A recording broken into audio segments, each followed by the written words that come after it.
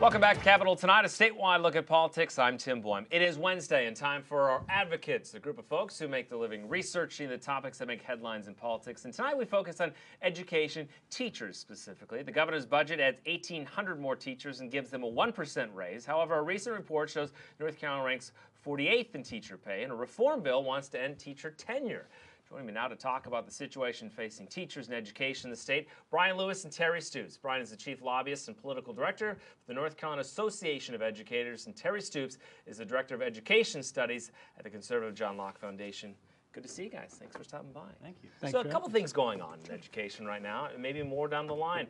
Brian, I'll start with you. There's some good and bad, it seems like, if you're in perspective historically with teachers in the state. So what's going through your head right now with some of these issues we just mentioned? Well, we just ended our convention this past weekend. We had about 800 educators here in Raleigh.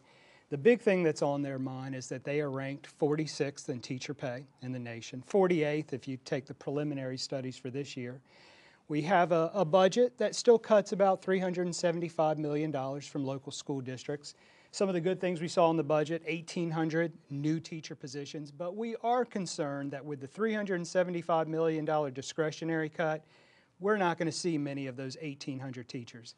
And then we have about 3,400 teacher assistants, those teaching our children in K through 3, those very formative years.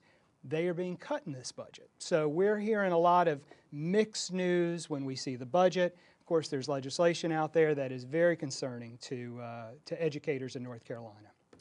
Terry, let's start with the teacher pay. I know you've had issues with these rankings in the past. Do you still? I do. I mean, these are put out by the National Education Association, the nation's largest teacher union, and they're a good estimate, but I think we need to keep in perspective that they are truly estimates. They're not reports of exactly what teacher pay is from state to state or what per pupil expenditure is from state to state.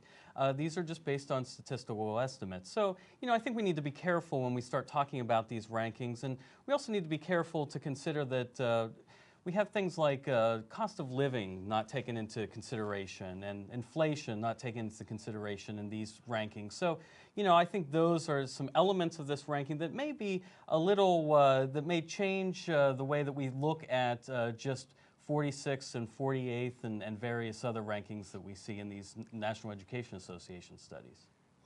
I would argue that if we want to adjust for inflation, we are second from the bottom in the Southeast. Georgia, you can go to Georgia and get a $10,000 raise.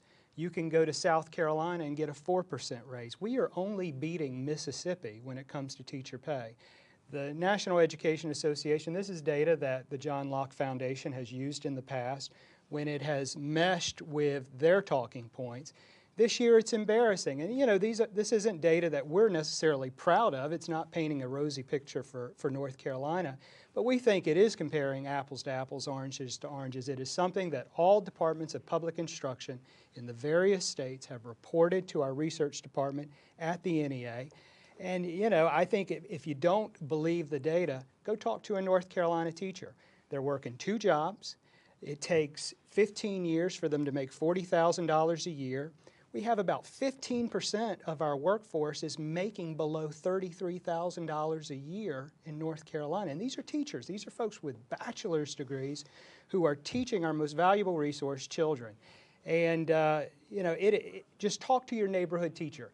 They'll tell you the truth about the rankings. Terry, Senator Berger has a bill out, Reform Part 2 essentially, is short term. It does have some possibilities of changing how teachers are paid, and I think you're a supporter of that as well, right? Yeah, well, this really takes a wait-and-see approach to the issue of merit pay or performance pay.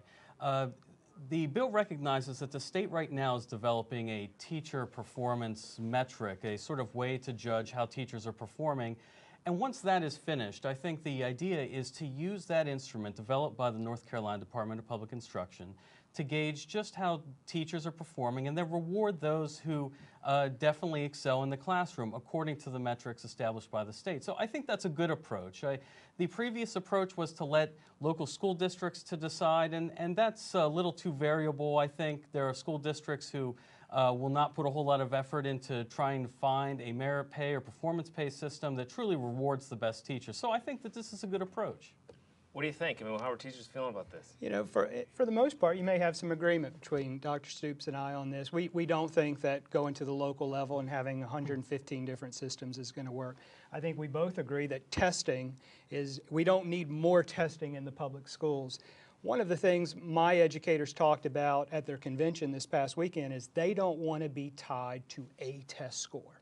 There are multiple factors that go into a child's education. There are multiple factors that go into a teacher's performance.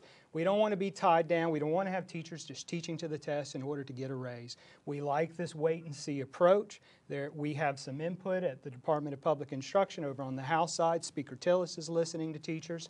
I will say this though, Tim, is I talked to a teacher last week, Rich Nixon in Johnston County, 34-year teacher. He's lived through 3 merit pay plans that the General Assembly has passed. Every time they stop paying the bonus or they stop paying the performance pay, but they always keep what is required of the teachers. Right now we're doing the ABCs of education. I haven't gotten an ABC bonus in 4 years, but we're still doing those tests. So my teachers are a little bit, they're skeptical, and I think you could understand why. Okay. Guys, tenure is another huge issue. Unfortunately, we're out of time, but I hope you guys will come back and we'll take on tenure by itself because I'm sure we could take up 7-8 minutes easy on that topic. Good to see you both. Thank you so much. Thank you, Tim.